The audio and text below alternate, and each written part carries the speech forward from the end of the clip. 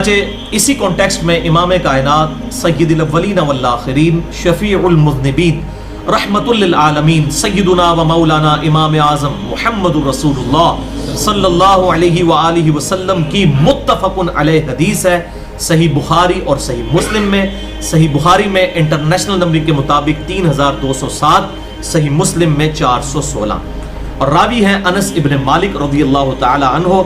वो मालिक बिन सअसा एक और सहाबी उनसे रवायत करते हैं कि आप सल्लल्लाहु अलैहि वसल्लम ने फरमाया, मैं खाना काबा के पास लेटा हुआ था बैनन नाइमी वल यक़ज़ान, नींद और बेदारी की दरमियानी कैफियत में था, जिसको हम अपनी पंजाबी लिंग्विस्टिक में कहते हैं जागो मीटी, यानी ना मुकम्मल तौर पर सोया हुआ ना मुकम्मल तौर पर जागता हुआ, एक दरमियान की कंडीशन में था।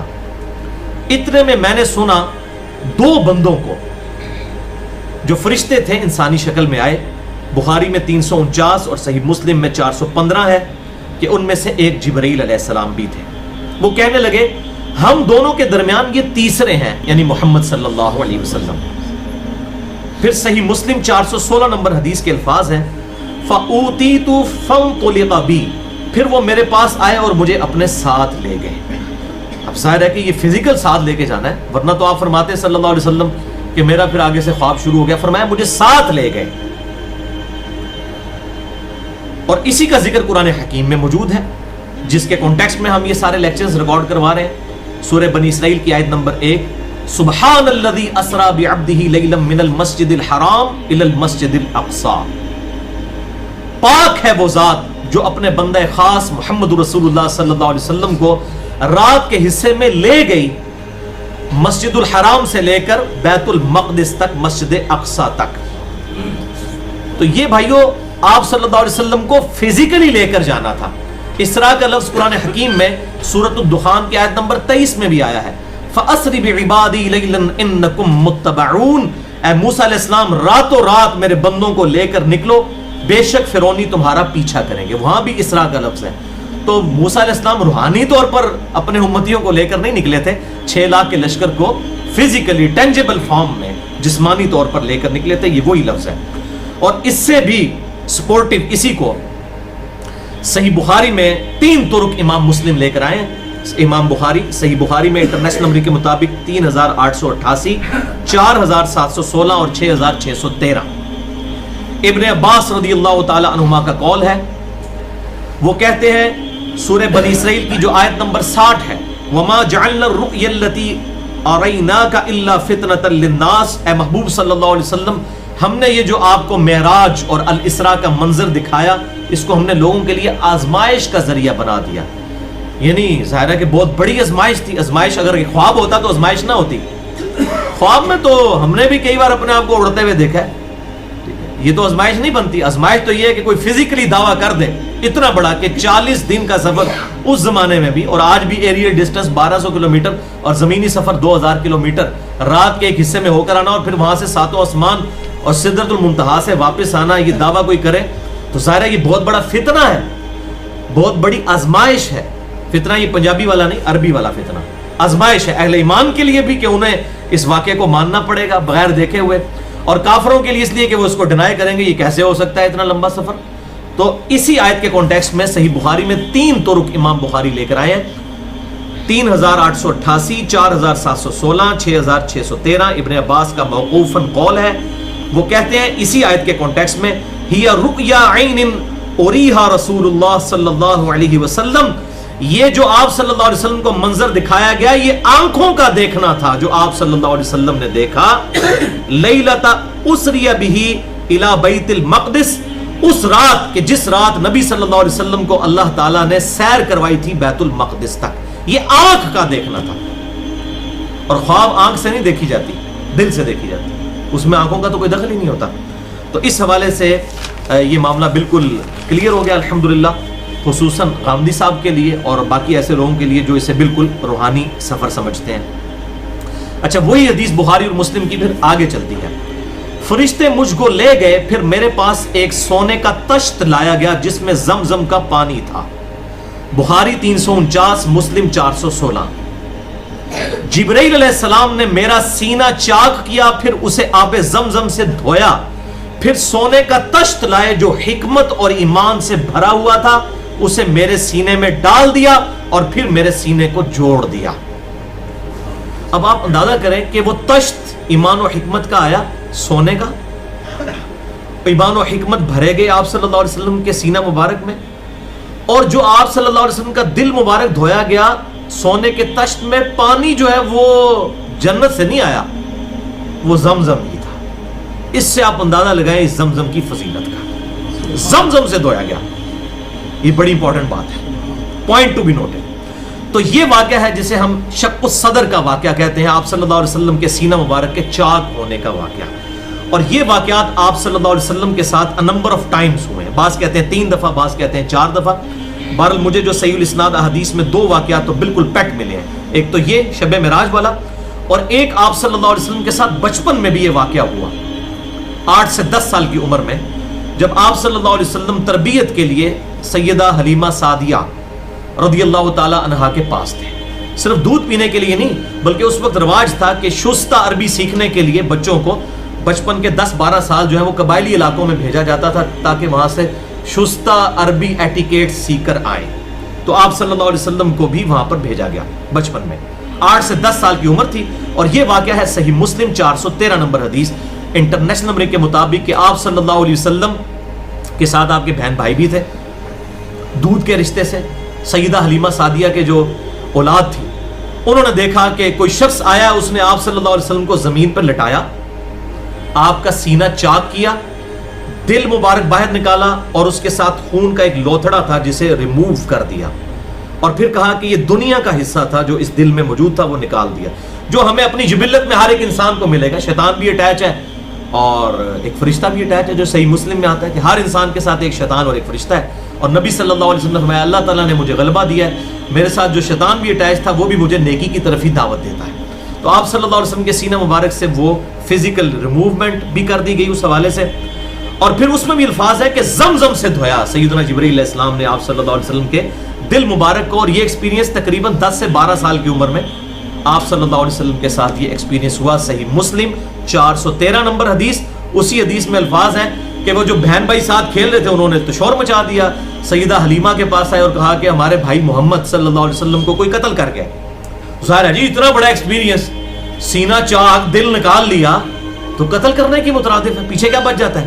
اور یہ دیکھیں یہ معجزہ تھا، اور آپ صلی اللہ علیہ وسلم خود بھی اس کو روایت کر رہے ہیں، یہ آپ صلی اللہ علیہ وسلم نے حضرت انس بن مالک کو بتائیں یہ ساری باتیں کہ یہ معاملہ میرے شب معراج بھی ہوا اور بچپن میں بھی ہوا، تو ہم میں سے کسی کا دل باہر اس طرح نکال لیا جائے تو کوئی ہوش نہیں رہتی، تو یہ معجزانہ طور پر سارے معاملات ہوئے، آپ صلی اللہ علیہ وسلم خود اس کے راوی ہیں۔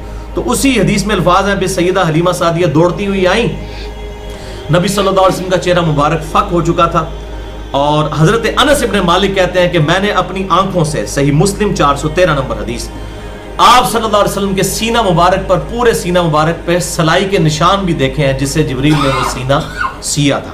تو سلائی کے نشان اسی وقت ہوں گے جب فزیکلی اس کو ریموو کیا جائے، یہ کوئی روحانی آپریشن نہیں تھا جو ادھر اکثر لوگ کہتے ہیں جنات روحانی آپریشن کر، میں ان کو پھر پھکی دیتا ہوں کہ جنات نے کبھی خطرہ تو نہیں کیا، کیونکہ خطرہ سامنے نظر آ جاتا ہے نا، روحانی آپریشن تو کیسے نظر آئے؟ خطرہ کوئی کر کے دسے نا، پھر اسی مننا کہ ہاں جی جنات کر گئے نے خطرہ، یا کوئی بزرگ کر گئے روحانی آپریشن۔ تو یہ فزیکلی آپ صلی اللہ علیہ وسلم کے سینہ مبارک کے اوپر یہ نشان موجود تھے۔ اس سے یہ بات پتہ چلی کہ آپ صلی اللہ علیہ وسلم کے ساتھ بچپن ہی سے بڑے ایکسٹرا آرڈنری ایکسپیرینسز ہو رہے تھے۔ ایک وہ ابو طالب کا جو واقعہ ملتا ہے کہ وہ تجارت کے سفر کے دوران، وہ تو صحیح سند سے ثابت نہیں ہے، لیکن ایک اور واقعہ ملتا ہے صحیح مسلم میں انٹرنیشنل نمبر کے مطابق 5939 کہ آپ صلی اللہ علیہ وسلم فرماتے ہیں کہ میں اس پتھر کو آج بھی پہچانتا ہوں جو میری بعثت سے پہلے بھی مجھے سلام کیا کرتا تھا۔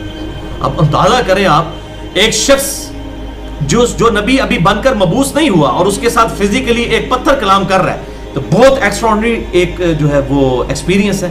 تو آپ صلی اللہ علیہ وسلم کو بچپن ہی سے اس قسم کے ایکسپیرینسز کا سامنا کرنا پڑ رہا تھا، کیونکہ بچپن ہی سے نبی جو ہے وہ اللہ کی حفاظت میں ہوتا ہے، اور پیغمبر جو ہے وہ بچپن سے ہی پیغمبر ہوتا ہے۔ یہ بھی بات یاد رکھیے گا، مبعوث بے شک بعد میں ہو، لیکن وہ اللہ تعالیٰ کی خاص حفاظت کے اندر ہوتا ہے جو پیغمبر ہے بچپن سے۔ اسی کانٹیکسٹ میں جامعہ ترمذی میں ایک حدیث ہے، المستدرک للحاکم میں بھی موجود ہے، امام حاکم نے بھی اسے صحیح کہا، امام ذہبی نے بھی موافقت کی، مسند امام احمد میں موجود ہے، اور مشکات المصابیح میں اوپر تلے 2 حدیثیں ہیں یہی والی جن کے میں نے حوالے دیے انٹرنیشنل نمبر کے مطابق 5758 اور 5759، جسے شیخ زبیر علی زئی رحمہ اللہ اور شیخ البانی رحمہ اللہ دونوں صحیح کہتے ہیں کہ آپ صلی اللہ علیہ وسلم سے پوچھا گیا، اے اللہ کے محبوب صلی اللہ علیہ وسلم آپ کو نبوت کب ملی؟ تو آپ صلی اللہ علیہ وسلم نے فرمایا میں اس وقت بھی اللہ کے ہاں نبی تھا جب ابھی آدم علیہ السلام مٹی اور پانی کے درمیان تھے، یعنی اللہ کے ہاں تقدیر میں آپ صلی اللہ علیہ وسلم کی نبوت کا فیصلہ ہو چکا۔ اور اگلی حدیث میں الفاظ ہے کہ آپ صلی اللہ علیہ وسلم نے فرمایا کہ میں اللہ کے ہاں خاتم النبیین لکھا ہوا تھا اس وقت بھی جب کہ ابھی حضرت آدم علیہ السلام پانی اور مٹی کے درمیان تھے، یعنی ابھی پیدا بھی نہیں ہوئے تھے، میرے لیے خاتم النبیین کا ڈسیزن ہو چکا تھا۔ اسی میں آگے الفاظ ہے آپ صلی اللہ علیہ وسلم نے فرمایا کہ میں دعائے ابراہیم ہوں، میں عیسیٰ علیہ السلام کی بشارت ہوں، میں اپنی ماں کا وہ خواب ہوں جو انہوں نے پیدائش کے وقت دیکھا کہ ان کے لیے ایک نور ظاہر ہوا جس سے شام کے محلات بھی روشن ہو گئے۔ یعنی آپ صلی اللہ علیہ وسلم کی والدہ کو بھی یہ بشارت دے دی گئی کہ آپ صلی اللہ علیہ وسلم کا مبارک دین جو ہے وہ رومن امپائر تک بھی پہنچے گا، سب سے بڑی سپر پاور بھی گرا دی جائے گی اس وقت۔ الحمدللہ یہ آپ صلی اللہ علیہ وسلم کو اللہ تعالیٰ نے بہت بڑی فضیلت دی۔ تو عصمت انبیاء کے حوالے سے میں نے الگ سے بھی ایک لیکچر ریکارڈ کروایا ہے، مسئلہ نمبر 88A اور 88B کے نام سے، جس میں میں نے بتایا کہ انبیاء اکرام علیہ السلام اللہ کی خاص حفاظت میں ہوتے ہیں بچپن سے لے کر اور مبعوث ہونے تک، الحمدللہ۔ اچھا اب اسی طرف واپس آئیں، صحیح مسلم 411 نمبر حدیث، وہی واقعہ معراج۔ پھر میرے سامنے ایک براق لایا گیا اور وہ ایک ایسا جانور تھا جو سفید رنگ کا تھا، گدھے سے اونچا اور خچر سے چھوٹا، اور اس کی رفتار کا یہ حال تھا کہ اس کا سم وہاں پڑتا تھا جہاں اس کی نگاہ، یعنی اتنا تیز تھا کہ جہاں نگاہ حد نگاہ پہ اس کا پہلا قدم جا کے پڑتا تھا، اتنی سپیڈ والا تھا۔ وہ تو آج سائنس ہمیں بتا رہی ہے نا، روشنی کی رفتار جو ہے وہ کتنی ہے، 3 لاکھ کلومیٹر ایک سیکنڈ میں، 1,86,000 میل فی سیکنڈ۔ جو روشنی ہے وہ زمین کے 7 چکر لگا سکتی ہے ایک سیکنڈ کے اندر، پوری زمین کے سرکمفرنس کے 40,000 کلومیٹر کا یہ ہے سرکمفرنس، 7 چکر ایک سیکنڈ کے اندر۔ تو براق جو ہے برق سے نکلا، بجلی کو کہتے ہیں، بجلی کسی روشنی کسی تیزی کے ساتھ اس کا وہاں سم پڑتا تھا جہاں اس کی نگاہ۔ تو یہ آج ہمیں آئنسٹائن نے جو ہے یہ بات سمجھائی ہے کہ اس سے مراد کیا ہے۔ تو بہرحال یہ الگ سے ایک ٹاپک ہے، میں اور طرف نکل جاؤں گا۔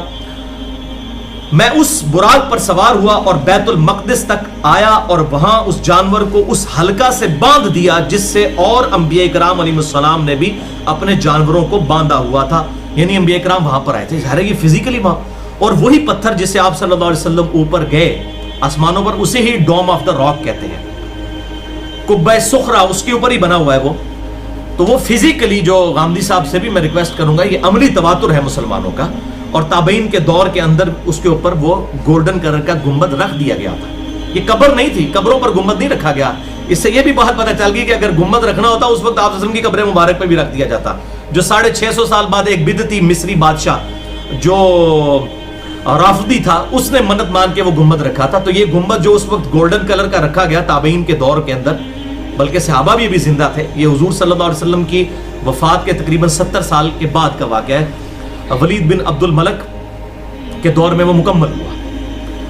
تو لیکن انہوں نے گنبد اس کے اوپر رکھا، وہ ڈوم آف دا راک، اس پتھر کے اوپر، وہ جس کی جعلی تصویریں بھی بعض کا وہ صحیح تصویر ہے، اس کے نیچے سے جو مٹایا ہوا ہے نا کہ ہوا میں آج تک معلق ہے، یہ بالکل جھوٹ ہے، وہ ہوا میں معلق نہیں ہے بلکہ وہ زمین کے اوپر ہی ہے۔ تو اس کے ساتھ حلقے کے ساتھ باندھ دیا۔ اب بھائیو، مسجد الحرام سے بیت المقدس پہنچنے کے دوران آپ صلی اللہ علیہ وسلم کو اللہ تعالیٰ نے کچھ فزیکل ایکسپیرینسز کروائے، جو سورہ بنی اسرائیل میں ہے، لِنُرِيَهُ مِنْ آیاتنا، تاکہ ہم اپنی قدرت کی نشانیاں دکھائیں اپنے محبوب صلی اللہ علیہ وسلم کو۔ اب وہ نشانیاں کیا ہیں وہ میں یہاں پر ہی ذکر کروں، ظاہر ہے کہ ایک ترتیب کے ساتھ چل رہے ہیں۔ چنانچہ اس کانٹیکسٹ میں کل 5 کتابوں میں صحیح سند کے ساتھ یہ حدیث موجود ہے۔ اس کے ضعیف طرق بھی ہیں، امام ابن کثیر نے جرح بھی کی ہے ضعیف طرق کے اوپر، امام بہیقی نے بھی، لیکن جو صحیح طرق ہے اس کا، جس کو امام بہیقی نے بھی صحیح کہا، میں وہ بیان کرنے لگا ہوں، اور شیخ زبیر علی زئی رحمہ اللہ نے بھی اسے صحیح کہا۔ 5 کتابوں سے، نمبر 1 سنن نسائی۔ اب یہ میں 5 کتابوں کا حوالہ اس لیے دے رہا ہوں کہ یہ حدیث بڑے لوگوں کو ہضم نہیں ہوتی ہے، اس لیے میں نے اس کو اتنا ایمفسائز کر کے بیان کیا ہے۔ سنن نسائی میں 451 نمبر دارالسلام کی انٹرنیشنل نمبر کے مطابق، دلائل النبوہ امام بھیکی میں 649 نمبر، جسے امام بھیکی نے خود صحیح کہا۔ تیسری کتاب مجموع الزوائد ابن حجر اسقلانی کے استاد امام حیثمی، ان کی کتاب میں 236 نمبر، المعجم الکبیر طبرانی میں 7142 نمبر، اور تفسیر طبری میں بھی سورہ بنی اسرائیل کی تفسیر میں صحیح سند کے ساتھ ان 5 کتابوں میں یہ حدیث موجود ہے، انس ابن مالک سے اور سیدنا شداد بن اوس رضی اللہ تعالی عنہما سے، کہ نبی صلی اللہ علیہ وسلم فرماتے ہیں جب میں جبرائیل کی معیت میں چلا تو ایک جگہ پہنچ کر انہوں نے عرض کی کہ یہاں اتر کر نماز ادا کیجئے۔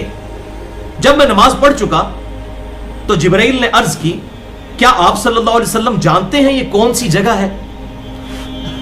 پھر ساتھ ہی جبرائیل نے کہا اے اللہ کے محبوب صلی اللہ علیہ وسلم یہ طیبہ ہے، یعنی مدینہ شریف، جو آپ کی ہجرت گاہ بنے گی۔ اس سے یہ بات پتہ چلی کہ یہ واقعہ معراج ہجرت سے پہلے ہوا ہے، بنے گی۔ پھر آگے چل کر ایک اور جگہ پر جبرائیل نے مجھے نماز پڑھائی اور عرض کیا یہ طور سینا ہے جہاں اللہ تعالیٰ نے موسیٰ علیہ السلام سے کلام فرمایا تھا۔ پھر آگے چل کر ایک اور جگہ نماز پڑھوائی اور عرض کیا یہ بیت اللحم ہے، جو کہ سیدنا عیسیٰ علیہ السلام کی پیدائش کی جگہ ہے۔ پھر میں بیت المقدس پہنچا، وہاں تمام انبیاء کرام علیہ السلام جمع تھے، جبرائیل علیہ السلام نے مجھے ان کا امام بنایا تو میں نے نماز میں ان کی امامت فرمائی۔ الحمدللہ، اسی وجہ سے ہم آپ صلی اللہ علیہ وسلم کو امام الانبیاء بھی کہتے ہیں صلی اللہ علیہ وسلم۔ سبحان ربک رب العزت عما یصفون وسلام علی المرسلین والحمدللہ رب العالمین۔ اچھا، یہ امام الانبیاء والی جو حدیث ہے اس کا ایک طریق جو ہے صحیح مسلم میں بھی ہے، انٹرنیشنل نمبر کے مطابق 430 نمبر، اور یہ انبیاء کرام کی جو امامت فرمائی اور سارے نبی جمع کیوں ہوئے، اس کی حکمت کیا ہے وہ بھی آج میں انشاءاللہ ٹروتھ ریویل کروں گا کہ یہ سارے نبیوں کو جمع کرنے کا مقصد کیا تھا، وہ ٹروتھ بھی انشاءاللہ آگے چل کے میں ریویل کر دوں گا۔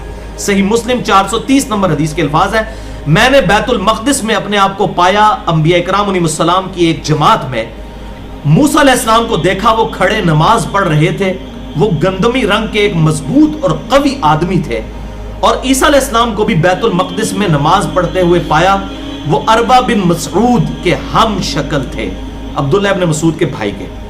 اور صحیح مسلم 418، 426 اور 427 نمبر حدیث ہے کہ عیسیٰ علیہ السلام گندمی شکل کے لمبے بالوں والے، گھنگریالے بالوں والے، اور ان کے بال کندھوں تک تھے، یعنی یہاں تک، یہ آخری حد ہے، اس سے نیچے آپ نہیں بال کر سکتے، عورتوں کی مشابہت ہو جائے گی، عورتیں اس سے اوپر نہیں کر سکتی، مرد اس سے نیچے نہیں کر سکتے، اور ان کے سر سے پانی ٹپک رہا تھا، تو مجھے بتایا گیا یہ عیسیٰ ابن مریم ہے۔ اور پھر میں نے کعبے کے پاس ایک اور شخص کو دیکھا، گھنگریالے بال، دائیں آنکھ سے کانا، اور ایک آنکھ انگور کی طرح پھولی ہوئی تھی، اور مجھے بتایا گیا یہ دجال ہے۔ تو دجال کو بھی واقعہ معراج کے دوران آپ صلی اللہ علیہ وسلم کو دکھایا گیا۔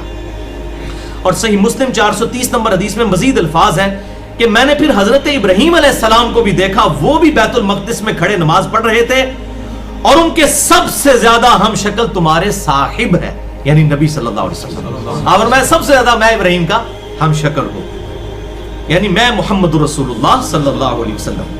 پھر نماز کا وقت آیا، صحیح مسلم 430، پھر نماز کا وقت آیا تو میں نے تمام انبیاء کی امامت فرمائی۔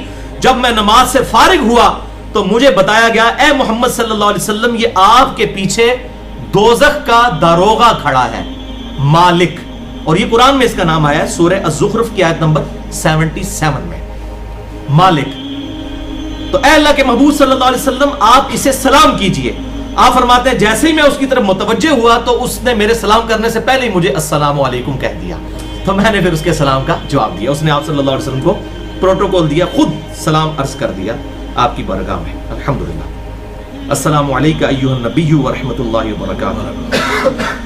اچھا، ہمارے محبوب صلی اللہ علیہ وسلم نے بھائیوں اس سفر اسراء میں، الاسراء جو یہ مسجد الحرام سے لے کر بیت المقدس تک تھا، بیت اللحم میں نماز پڑھی، طور سینا پر نماز پڑھی، اور مدینہ طیبہ میں، یہ 3 مقامات پر آپ صلی اللہ علیہ وسلم نے نماز پڑھی۔ اور اسی دوران ایک اور ایکسپیرینس بھی ہوا جو صحیح مسلم میں 2 طرق ہیں، انٹرنیشنل نمبر کے مطابق 6157 اور 6158، آپ صلی اللہ علیہ وسلم فرماتے ہیں کہ میں نے مسجد الحرام سے بیت المقدس جاتے ہوئے سرخ ٹیلے کے پاس موسیٰ علیہ السلام کو اپنی قبر میں نماز پڑھتے ہوئے دیکھا.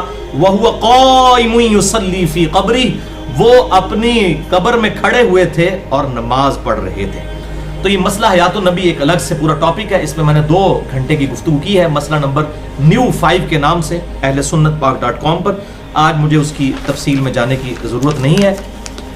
یہاں پر میں ایک بڑی انٹرسٹنگ بات اسی بیت اللحم، طور سینا اور مدینہ شریف میں جو آپ صلی اللہ علیہ وسلم کو بیت المقدس کے سفر کے دوران نمازیں پڑھائی گئیں، اس کے کانٹیکسٹ میں آپ کو بڑی ایک انٹرسٹنگ بات سناؤں. آپ کو یاد ہوگا کہ میں نے ایک لیکچر ریکارڈ کروایا تھا، مسئلہ نمبر 43، وسیلہ اور توسل کے صحیح احکام و مسائل. اور اسی طریقے سے قبر رسول صلی اللہ علیہ وسلم کی حاضری سے ریلیٹڈ بھی میرے 2 لیکچر ہیں، 54C اور 54D، تقریباً کوئی 3.5 گھنٹے کی گفتگو. اس میں نے آج کل کے جو سلفی اور اہل حدیث حضرات کے نزدیک بہت بڑے امام ہیں، امام سے مراد یہ نہیں ہے کہ وہ امام حنیفہ کی طرح ان کو امام مانتے ہیں. بعض لوگ کہتے ہیں میں جب امام کہتا ہوں تو ان کو غصہ آتا ہے، وہ کہتے ہیں ہمارے امام تو نبی صلی اللہ علیہ وسلم ہے، تو ہمیں پتہ ہے، ہم سے زیادہ کون جانتا ہے. ہم بھی الحمدللہ اسی لیے سب سے زیادہ محبت ہی اہل حدیث کے ساتھ کرتے ہیں کہ نبی صلی اللہ علیہ وسلم کو امام مانتے ہیں. مراد یہ کہ آج کل جو اسٹیبلش بڑے بڑے ائمہ میں امام ابن تیمیہ المتوفیٰ 728 ہجری، ان کے ایک ایکسٹریم رویے کا وسیلہ اور توسل کے اعتبار سے اور قبر رسول کی حاضری کے اعتبار سے صلی اللہ علیہ وسلم میں نے رد کیا تھا. اور دوسری ایکسٹریم پر جو صوفیاء کے امام ہیں، امام ابو الحسن علی السبکی المتوفیٰ 756 ہجری، یہ دونوں ایک ہی زمانے میں ہوئے. ان دونوں کا میں نے کرٹیکل انالیسس کے دوران ایک بات بتائی تھی کہ امام ابن تیمیہ المتوفیٰ 728 ہجری نے اپنی کتاب اقتداء صراط مستقیم میں، جو دارالاسلام نے اردو ترجمے کے ساتھ شائع بھی کر دی ہے، اور مکتبۃ الشاملہ میں انٹرنیشنل نمبر کے مطابق 390 نمبر صفحے پر، اور یہ پورا ریسرچ پیپر بھی میں نے جو ہے اپنی ویب سائٹ اہل سنت پاک.com پر اردو میں بھی، انگلش میں بھی اور عربی میں بھی رکھ دیا ہے، ریسرچ پیپر نمبر 16 کے نام سے، بکس اینڈ ریسرچ پیپرز والے پورشن میں. اس میں نے بتایا تھا کہ امام ابن تیمیہ نے اقتداء صراط مستقیم صفحہ نمبر 390 مکتبۃ الشاملہ کے مطابق، اس میں انہوں نے سیدنا عبداللہ ابن عمر پر بدعت کا فتویٰ لگایا تھا، کیونکہ وہ حج کے سفر کے دوران نبی صلی اللہ علیہ وسلم کی جگہوں کو تلاش کر کے، جہاں پر آپ صلی اللہ علیہ وسلم نے اپنے سفر حج میں نماز پڑھی تھی، وہاں پر وہ نماز پڑھا کرتے تھے. اور اس حوالے سے امام بخاری رحمہ اللہ نے 10 طرق لیے ہیں صحیح بخاری کے اندر، انٹرنیشنل نمبر کے مطابق 483 سے 492 تک. تو عبداللہ بن عمر ان جگہوں کو تلاش کرتے تھے کہ یہاں پر میرے نبی صلی اللہ علیہ وسلم نے نماز پڑھی، یہ میری سنت یہ بھی ادا ہو جائے. نبی صلی اللہ علیہ وسلم کی جگہوں کو تلاش کرتے تھے. تو اس کے اوپر ابن عمر پر ابن تیمیہ نے فتویٰ لگایا رضی اللہ تعالی عنہ کہ یہ بدعت ہے، کیونکہ خلفائے راشدین نے نہیں کی، اور ساتھ انہوں نے حدیث بھی لی کہ نئی بدعتوں سے بچنا اور میرے خلفائے راشدین کی سنت کو لازم پکڑ لینا، یہ خلفائے راشدین نے نہیں کیا، یہ ابن عمر نے ایجاد کی تھی. تو سیدھا ظاہر بدعت کا فتویٰ لگایا. تو اس پہ پھر میں نے گرفت کی تھی ان 2 لیکچرز میں، مسئلہ 43 میں، اور بھی ان کی غلطیاں کچھ بتائی تھیں.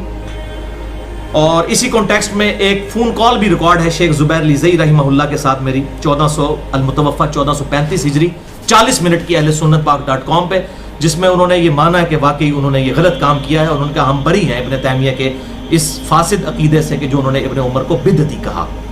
اب لگائے نا ابن تیمیہ پہ بھی رافضیت کا فتویٰ، ابن عمر کو انہوں نے بدعتی کہا. ہم تو ان سے بہت چھوٹے درجے کے جو لوگ ہیں ان کو رضی اللہ تعالیٰ عنہ کہہ کے بات کرتے ہیں، اور اس نے بدعتی کہا، اور وہ ہے شیخ الاسلام. ٹھیک ہے جی.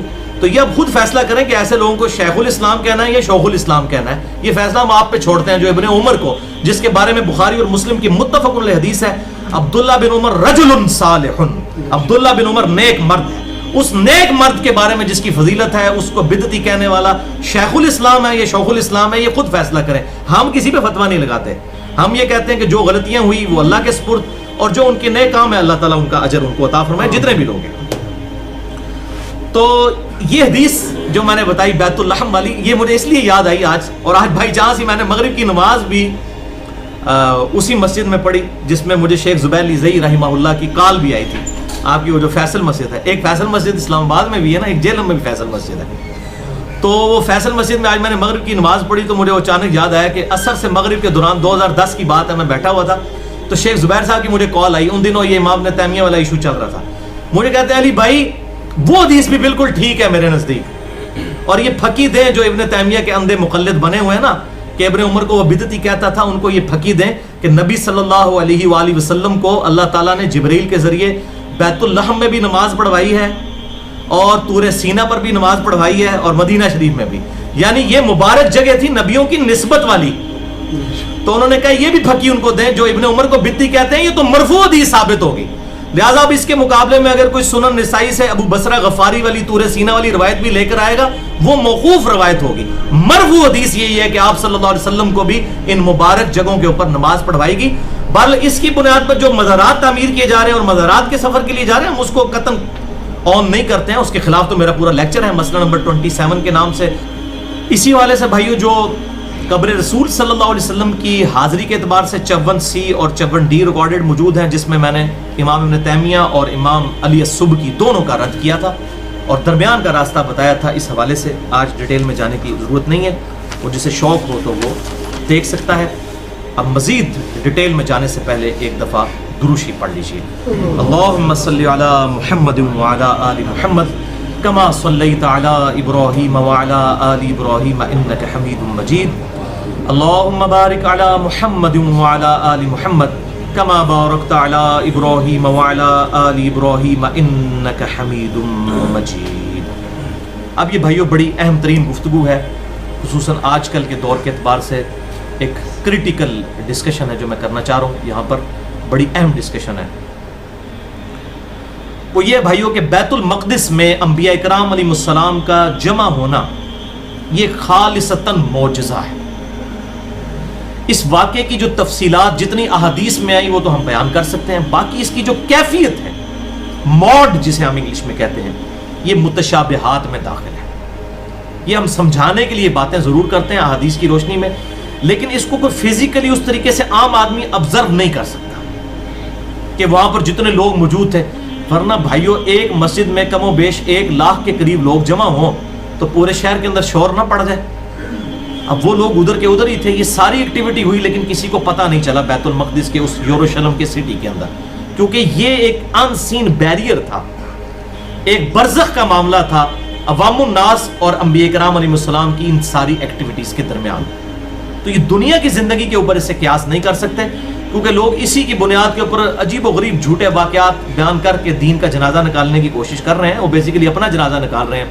دین تو انشاءاللہ اللہ تعالیٰ اس کی حفاظت فرمانے والا ہے. اور اس حوالے سے مجھے ہمیشہ جو ہے وہ ایک شخصیت کے اوپر اس حوالے سے بہت غصہ آتا ہے، اور میں کو فتویٰ لگائے بغیر امام جلال الدین سیوطی المتوفیٰ 911 ہجری، انہوں نے کتاب لکھی ہے شرح الصدور فی الاحوال القبور، قبروں کے حالات کے اوپر. اس میں انہوں نے عجیب و غریب قسم کے دو مالائی قصہ کہانی لکھے ہیں کہ نبی صلی اللہ علیہ وسلم اپنی وفات کے بعد نعوذ باللہ اتنی بڑی گستاخی کہ وہ قبر سے نکل کر صحابہ کرام سمیت فلاں بزرگ کے جنازے میں 500 سال بعد پہنچے، 400 سال بعد پہنچے، اس قسم کے. اور مجھے پھر دکھ اس لیے ہوتا ہے کہ ان کو بریلوی بھی رحمہ اللہ کہتے ہیں، دیوبندی بھی رحمہ اللہ کہتے ہیں، اہل حدیث بھی رحمہ اللہ، اور امام سیوطی کہتے ہیں. خدا کے لیے احمد بریلوی صاحب کے اوپر جن باتوں پر گرفت کی ہوئی ہے اس سے بڑی باتیں امام سیوطی نے اپنی کتابوں کے اندر لکھی ہیں. شرح الصدور ایک کتاب جو ہے وہ اس کے اندر اتنے گستاخانہ اور شرکیہ واقعات ہیں، وہ باقی سارے شرکیہ عقائد کے اوپر بھاری ہے. اور اسی حوالے سے یہ جو ایک بڑی چیز مشہور بھی ہے کہ واقعہ معراج میں گفتگو ہوئی التحیات للہ والصلوات والطیبات، یہ بھی امام سیوطی نے لکھا ہے. یہ دنیا کی کسی حدیث میں نہیں ہے، یہ تو آپ صلی اللہ علیہ وسلم میں بخاری اور مسلم میں آتا ہے.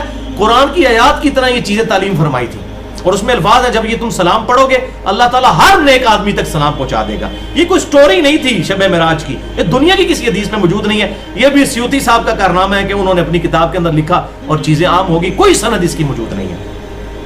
تو بہرحال وہ اس قسم کے واقعات لکھتے ہیں اور پھر لوگوں کو موقع مل جاتا ہے. بہرحال اس حوالے سے یہ 2 ایکسٹریم رویے ہیں واقعہ معراج کے اعتبار سے.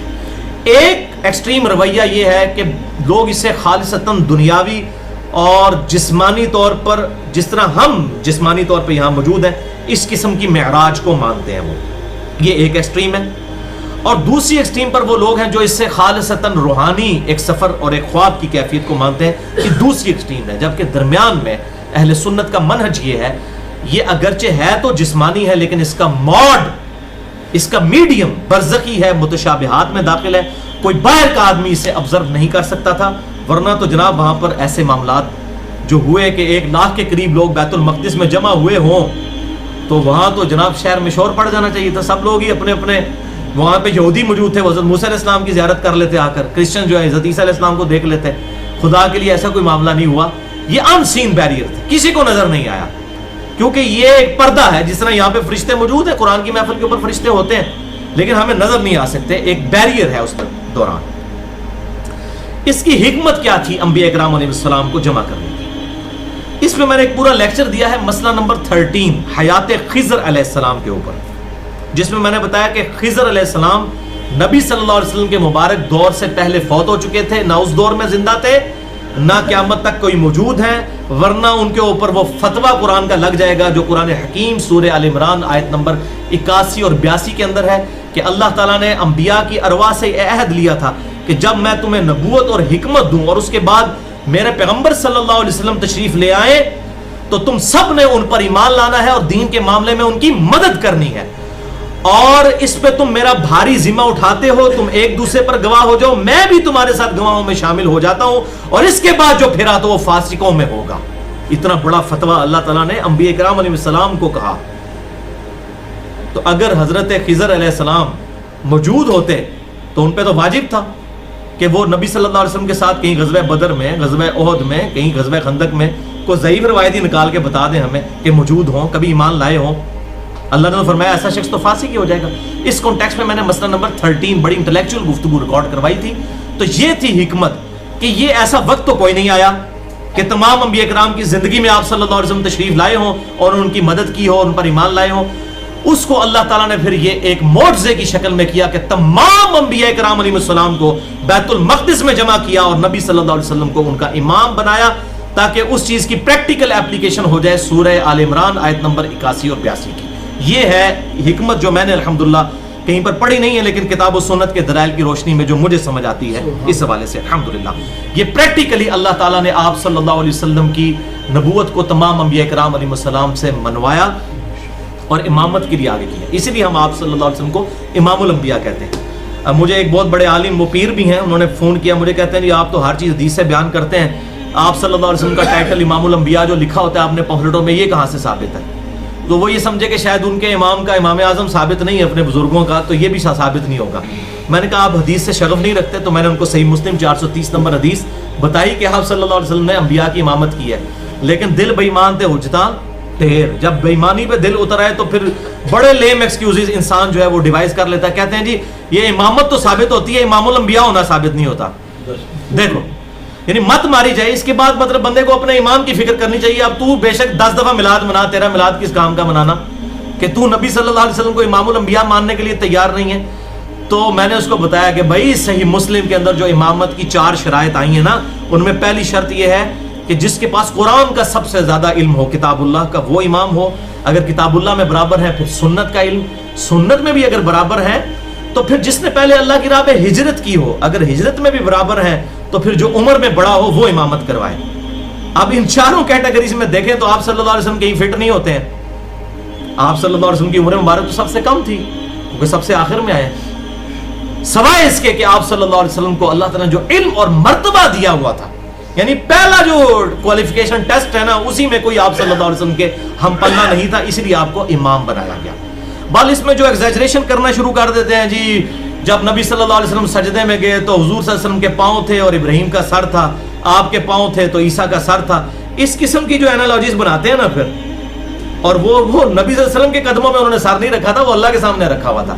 تو اس قسم کی جو اینالوجیز بناتے ہیں، خدا کے لیے ڈر جائیں. بخاری اور مسلم کی متفق علیہ حدیث ہے، آپ صلی اللہ علیہ وسلم نے فرمایا مجھے یونس پہ بھی فضیلت مت دو، اس قسم کی فضیلت. ویسے تو قرآن میں ہے تلک الرسل فضلنا بعضهم علی بعض، اللہ نے بعض رسولوں کو بعض رسولوں پر فضیلت دی. ابھی آپ آگے دیکھیں گے کہ سب سے زیادہ جس کی فضیلت ہے وہ 7ویں آسمان پہ آپ صلی اللہ علیہ وسلم کو ملے ہیں، وہ سیدنا ابراہیم علیہ السلام.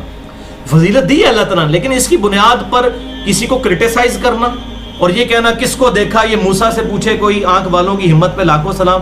موسیٰ علیہ السلام اور نبی صلی اللہ علیہ وسلم کو کمپیئر کروانا، بھائی موسیٰ علیہ السلام کو اگر مرتبہ ملا انہوں نے ارن کوئی نہیں کیا تھا، اور نہ نبی صلی اللہ علیہ وسلم نے خود ارن کیا ہوا ہے، یہ تو وہ بھی ہے اللہ کا عطا کیا ہوا ہے، اس کے اوپر کسی کو کرٹیسائز نہیں کر سکتے. اور آپ نے تو بات ہی لپیٹ دی بخاری اور مسلم کی متفق علیہ حدیث، مجھے یونس پہ بھی فضیلت مت دینا. کیوں؟ یونس علیہ السلام وہ واحد پیغمبر ہے جن پر اللہ تعالیٰ نے عطاب فرمایا ہے. قرآن حکیم کے اندر موجود ہے، اتنی سخت الفاظ سورہ الصافات کے اندر کہ اگر یونس اللہ سے معافی نہ مانگتا ان الفاظ کے ساتھ جو سورہ الانبیاء میں آئے، لا الہ الا انت سبحانک انی کنت من الظالمین، سورہ الصافات میں آتا ہے کہ اگر وہ ہم سے اس طرح معافی نہ مانگتا پھر اس دن ہی مچھلی کے پیٹ سے نکالا جاتا جس دن مردے اپنی قبروں سے نکالے جائیں گے۔ اتنا عذاب اس پیغمبر کے بارے میں آپ فرما رہے ہیں مجھے یونس میں بھی فضیلت مت دینا، اس طرح کی فضیلت، ویسے فضیلت ہے الحمدللہ، لیکن اس میں دوسرے کو نگیٹ کرنا، تو اس کے لیے ایک ٹرم استعمال ہوتی ہے کہ ہم تفضیل بین الرسل، تفضیل عربی میں کہیں گے، فضیلت بین الرسل کے قائل ہیں، تفریق بین الرسل کے قائل نہیں ہیں، جو ہے نا لا نفرق بین احد من رسلی، ہم رسولوں میں ایمان لانے میں فرق نہیں کرتے۔ یہ تفریق بین الرسل اور تفضیل بین الرسل، اس میں بھی میرا ایک لیکچر ریکارڈ ہے۔ تو تفریق بین الرسل حرام ہے، تفضیل بین الرسل قرآن میں ہے، تلک الرسل فضلنا بعضهم علی بعض، یہ اللہ کے رسول ہیں، بعض کو بعض پہ اللہ تعالیٰ نے خود فضیلت دی ہے۔ تو یہ بھی ایک کریٹیکل مسئلہ تھا، اور اس حوالے سے یہ جو ضعیف روایتیں پیش کی جاتی ہیں سیدہ عائشہ اور حضرت معاویہ رضی اللہ تعالیٰ عنہما کے حوالے سے کہ انہوں نے کہا کہ یہ خواب میں معراج کا واقعہ ہوا تھا، تفسیر تبری میں پچھلی دفعہ ڈسکس کر چکا، بالکل جعلی روایتیں ہیں وہ، اور جو منکرین حدیث ہیں وہ بخاری مسلم کو چھوڑ کے ان روایتوں کے پیچھے پڑتے ہیں کہ انہوں نے اپنے رزلٹ پہلے فکس کیے ہوئے ہیں نا، تو صحیح حدیثوں کا بھی انکار کرتے ہیں، کہتے ہیں جی یہ ضعیف ہے، پھر اگر ہم نے ضعیف بتانی شروع کر دی نا اور ان کا چٹا بٹا کھولنا شروع کیا، پھر یہ کہیں گے نہیں یہ روایتیں ضعیف ہیں، تو یہ 2 نمبر پالیسی نہیں ہونی چاہیے۔ اور اس حوالے سے ایک صحیح بخاری کی جو حدیث ہے انٹرنیشنل نمبر کے مطابق 7517 نمبر، شریک بن عبداللہ والی روایت، یہ بہت کریٹیکل روایت ہے، انشاءاللہ میں اس کو اگلی دفعہ ڈسکس کروں گا، کیونکہ اس حدیث کے آگے الفاظ ہیں کہ جب نبی صلی اللہ علیہ وسلم کی آخری ملاقات حضرت موسیٰ علیہ السلام سے ہوئی، جبکہ 5 نمازیں جو ہے وہ ڈیفائن ہوگی، تو اس میں آگے الفاظ ہیں وَاسْتَيْقَظَ وَهُوَ فِي مَسْجِدِ الْحَرَامِ، اس کے بعد جب میں اٹھا تو میں مسجد حرام میں تھا۔ تو یہ غامدی صاحب بھی اس روایت کو پیش کر رہے ہوتے ہیں، وہ کہتے ہیں دیکھیں آپ صلی اللہ علیہ وسلم نیند سے بیدار ہوئے تو مسجد حرام میں تھے، تو ہم اس کی تعویل یہ کرتے ہیں کہ اس سے مراد ہے جب میں اس فیز سے اس فیز میں واپس آیا، نہ کہ نیند سے اٹھنا یہ مراد تھا۔ بل اس حوالے سے جو بھی ڈسکشن ہے وہ اگلی دفعہ ہوگی انشاءاللہ دیدار الہی کے کانٹیکسٹ میں، کیونکہ اسی حدیث میں اس طرح کے الفاظ بھی موجود ہیں، انشاءاللہ تعالی ہم اگلی دفعہ ڈسکس کریں گے۔ بھائیو اب آگے چلتے ہیں بخاری اور مسلم کی متفق علیہ حدیث، بخاری میں 3207، مسلم میں 416 اور 411 نمبر۔ آپ صلی اللہ علیہ وسلم فرماتے ہیں کہ بیت المقدس سے میں پھر دوبارہ براق پر سوار ہوا جس کا قدم حد نگاہ تک پڑتا تھا، پھر مجھے جبرائیل علیہ السلام اپنے ساتھ لے کر چلے یہاں تک کہ ہم آسمان دنیا تک پہنچ گئے۔ یہ فزیکل ایکسپیرینس ہے۔ اب یہ اس کو المعراج کہہ رہے ہیں، وہ الاسراء تھا، مسجد الحرام سے بیت المقدس تک الاسراء زمینی سفر، اب یہ ہے آسمانی سفر المعراج۔ چونکہ یہ زیادہ کریٹیکل ہے اسی وجہ سے واقعہ معراج مشہور ہو گیا، ورنہ یہ ہے واقعہ الاسراء والمعراج، چونکہ یہ بہت کریٹیکل سفر ہے۔ اب اللہ تعالیٰ مزید اپنی قدرت کی نشانیاں آپ صلی اللہ علیہ وسلم کو اس حوالے سے دکھائے گا۔ یہ حدیث آگے چلتی ہے کہ جبرائیل علیہ السلام کے ساتھ ہم آسمان دنیا پر پہنچ گئے۔ جبرائیل علیہ السلام نے دروازہ کھولنے کے لیے کہا تو فرشتے نے پوچھا آپ کون ہیں؟ جبرائیل علیہ السلام نے کہا کہ میں جبرائیل ہوں۔ پھر اس نے جبرائیل علیہ السلام سے پوچھا کہ آپ کے ساتھ کون ہے؟ تو انہوں نے فرمایا کہ محمد صلی اللہ علیہ وسلم۔ اس فرشتے نے پوچھا کیا انہیں بلایا گیا ہے؟ تو جبرائیل علیہ السلام نے کہا ہاں۔ تو پھر اس فرشتے نے دروازہ کھول کر کہا خوش آمدید اور تشریف لانے والے کتنے ہی اچھے ہیں، اور پھر دروازہ کھول دیا۔ جب میں وہاں پہنچا تو میں نے وہاں آدم علیہ السلام کو دیکھا۔ جبرائیل علیہ السلام نے بتایا کہ یہ آپ کے والد آدم علیہ السلام ہیں، انہیں سلام کیجئے۔ میں نے انہیں سلام کیا اور انہوں نے میرے سلام کا جواب دیا، اور پھر کہا کہ صالح بیٹے، صالح نبی خوش آمدید ہو۔ پھر جبرائیل علیہ السلام مجھے لے کر اور اوپر گئے تو وہ دوسرے آسمان پر پہنچ گئے۔ انہوں نے دروازہ کھولنے کے لیے کہا، پوچھا گیا کون ہے؟ انہوں نے کہا جبرائیل۔ پھر پوچھا گیا آپ کے ساتھ کون ہے؟ انہوں نے کہا محمد صلی اللہ علیہ وسلم۔ پوچھا گیا کیا ان کی طرف کسی کو بھیجا گیا تھا؟ فرمایا ہاں۔ یعنی وہ کہہ رہے ہیں کہ یہ جو آپ ساتھ لے کے آ رہے ہیں کہ یہ یعنی مہمان بنا کر لائے گئے ہیں یا آپ اپنی کیپیسٹی میں خود لے کر آئے ہیں؟ تو ان کا نہیں، میں اللہ کے حکم سے ان کو لے کر آ رہا ہوں، ورنہ تو دروازہ نہیں کھول سکتا تھا۔ تو انہوں نے کہا خوش آمدید، آنے والے کتنے ہی اچھے ہیں، اور دروازہ کھول دیا دوسرے آسمان کا۔ اس سے یہ بات پتہ چلی، یہ جو احمد بریلوی صاحب نے قصیدہ معراجیہ لکھ کر اور اس کو وہ جس طرح شادی کی ایک سرمنی پریزنٹ کیا نا کہ جی وہ فرشتے پہنچے ہوئے تھے براتی بن کے استقبال کے لیے، وہ بھائی آسمانوں کے فرشتوں کو پتہ ہی نہیں ہے کہ آپ وسلم اوپر آ رہے ہیں، ورنہ وہ پوچھتے اور پوچھا ساتھ کون ہے۔ اگر یہ براتیوں والا معاملہ ہوتا، دیکھیں کس طرح جھوٹ بولتے ہیں، یہ تو سب کچھ آنن فانن اللہ تعالیٰ کا ڈیسیژن تھا، کسی کو نہیں پتا تھا کہ اللہ نے یہ ڈیوائن ڈیسیژن کیا ہوا ہے، ورنہ تو وہ کہتے ہیں ہاں جی جبرائیل شکر ہے پہنچ آیا، دروازہ پہلے کھولتا ہے۔ وہ پوچھ رہے کون ہے، ساتھ بھی بندہ ہے، دروازہ نہیں کھولا، جبرائیل کے کہنے پر کھولا کیونکہ فرشتوں کا سردار ہے، اس نے گارنٹی دی کہ ہاں یہ بلائے گئے ہیں۔ اگر سارے فرشتوں کو پہلے ہوتا تو انتظار کر رہے ہوتے۔ تو یہ اس طریقے سے، اور پھر کہتے ہیں جی وہ انبیاء کرام علیہ السلام جو ہیں وہ بیت المقدس میں تھے، وہ انبیاء پہلے کیسے آسمانوں پہ پہنچ گئے؟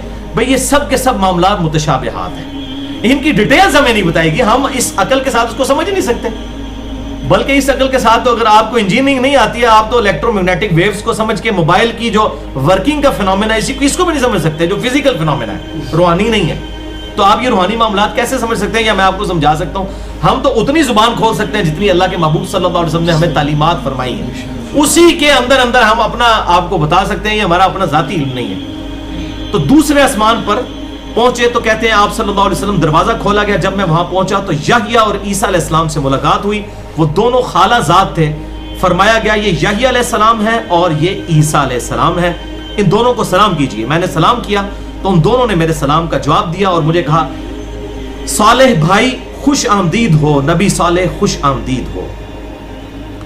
اور سنن ابن ماجہ میں حدیث ہے 4081 نمبر، انٹرنیشنل نمبر کے مطابق المستدرک للحاکم میں بھی موجود ہے، امام حاکم نے بھی صحیح کہا، امام ذہبی نے بھی موافقت کی، مسند امام احمد میں بھی ہے، اور میں نے مسئلہ نمبر 12 حیات مسیح اور نزول مسیح علیہ السلام میں بھی حدیث بیان کی ہے کہ جب حضرت عیسیٰ علیہ السلام سے آپ صلی اللہ علیہ وسلم کی ملاقات ہوئی نا، تو حضرت عیسیٰ علیہ السلام اور باقی انبیاء کرام علیہ السلام سے جو آسمانوں پر ملاقات ہوئی تو سب سے آپ صلی اللہ علیہ وسلم نے پوچھا کہ بتاؤ قیامت کب آئے گی؟ تو سب نے کہا کہ اس کا علم صرف اللہ کے پاس ہے، اور تم چلے جاؤ حضرت عیسیٰ کے پاس۔ پھر آپ صلی اللہ علیہ وسلم الٹیمیٹلی حضرت عیسیٰ کے پاس آئے کہ آپ بتائیے کہ قیامت کب آئے گی؟ تو انہوں نے کہا کہ قیامت آنے کا تو مجھے نہیں پتا، لیکن ایک بات یہ ہے کہ قیامت سے پہلے دجال آئے گا اور اللہ تعالیٰ مجھے آسمان سے زمین پر اتارے گا، اور جہاں تک میری سانس جائے گی میری سانس سے وہ پگھلے گا، اس کو میں قتل کروں گا۔ اور اس کا ذکر اشارتاً قرآن میں بھی موجود ہے کہ حضرت عیسیٰ علیہ السلام قیامت کی خبر ہے۔ مسئلہ نمبر 12 میں نے ڈیٹیل سے ریکارڈ کروایا، سورہ الزخرف آیت نمبر 61 ہے، وَإِنَّهُ لَعِلْمٌ لِلسَّاعَةِ، اور عیسیٰ علیہ السلام قیامت کی خبر ہے۔ یہ سنن ابن ماجہ 4081 نمبر حدیث ہے، مستدرک للحاکم میں بھی موجود ہے، امام حاکم نے صحیح کہا، امام ذہبی نے صحیح کہا، اور مسند امام احمد میں بھی موجود ہے۔ دوسرے آسمان پر حضرت عیسیٰ علیہ السلام سے یہ ڈسکشن ہوئی، پھر مجھے تیسرے آسمان پر لے جایا گیا، پھر وہی گفتگو ریپیٹ ہوئی۔ تیسرے آسمان پر یوسف علیہ السلام سے ملاقات ہوئی، چوتھے آسمان پر حضرت ادریس علیہ السلام سے ملاقات ہوئی، پانچویں آسمان پر ہارون علیہ السلام سے ملاقات ہوئی، اور پھر چھٹے آسمان پر پہنچے تو دروازہ کھولنے کے لیے کہا تو انہوں نے پوچھا کون؟ فرمایا جبریل۔ پوچھا گیا آپ کے ساتھ کون؟ فرمایا محمد صلی اللہ علیہ وسلم۔ پوچھا گیا ان کی طرف پیغام بھیجا گیا تھا؟ فرمایا ہاں۔ کہا گیا خوش آمدید، آنے والے کتنے ہی اچھے ہیں۔ دروازہ کھول دیا گیا۔ جب میں وہاں چھٹے آسمان پر پہنچا تو موسیٰ علیہ السلام تشریف فرما تھے۔ جبریل علیہ السلام نے فرمایا یہ موسیٰ ہیں، انہیں سلام کیجئے۔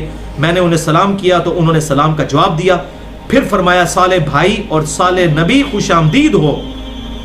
جب میں موسیٰ علیہ السلام سے آگے بڑھنے لگا، یعنی 7ویں آسمان کی طرف، تو موسیٰ علیہ السلام رونے لگے۔ تو ان سے پوچھا گیا آپ کیوں رو رہے ہیں؟ تو انہوں نے فرمایا میں اس لیے روتا ہوں کہ ایک نوجوان محمد صلی اللہ علیہ وسلم جو میرے بعد مبعوث کیا گیا، اور اس کی امت جنت میں جانے والے افراد میری امت کے جنت میں جانے والے افراد سے بہت زیادہ ہوں گے۔ یعنی اللہ نے یہ بہت بڑی فضیلت دی ہے، یعنی یہ ان کا رشک کی وجہ سے رونا تھا کہ میرے بعد آیا اور اللہ نے اس کو یہ فضیلت دی۔ اور بخاری اور مسلم کی متفق علیہ حدیث ہے کہ جنتیوں کا نصف امت محمدیہ صلی اللہ علیہ وسلم سے، اور اس کی وجہ بھی یہی ہے، بخاری اور مسلم کی متفق علیہ حدیث ہے، تمام نبیوں پر ایمان لانے والے لوگوں کی تعداد ڈیپینڈ کرتی تھی اس نبی کو دیے گئے معجزے پر، اور مجھے اللہ تعالیٰ نے وہی یعنی القرآن کا معجزہ دیا۔ میں اللہ سے امید کرتا ہوں سب سے زیادہ امتی جنت میں جانے والے میری امت سے ہوں گے، کیونکہ میرا معجزہ سب سے بڑا ہے، اور آج ہمیں پریکٹیکل نظر آ رہا ہے۔ آپ دیکھ لیجئے، Islam is the fastest growing religion in America, in Europe. اس کے اوپر میں کئی لیکچر دے چکا ہوں، مسئلہ نمبر 64 دیکھ سکتے ہیں، مسئلہ نمبر 1 دیکھ سکتے ہیں, مسئلہ نمبر 115 دیکھ سکتے ہیں, اور کافی لیکچرز. تو بہرحال سنن ابن ماجہ میں بھی ایک حدیث موجود ہے, آپ صلی اللہ علیہ وسلم نے فرمایا کہ جنتیوں کی 120 میں سے 80 صفحے میری امت سے ہوں گی. 120 میں سے 80 صفحے. تو حضرت موسیٰ علیہ السلام ایویں نہیں رو رہے تھے, انہوں نے کہا یہ میرے بعد نوجوان آیا اور اس کی امت زیادہ جنت میں جائے گی. پھر مجھے 7ویں آسمان پر لے جایا گیا.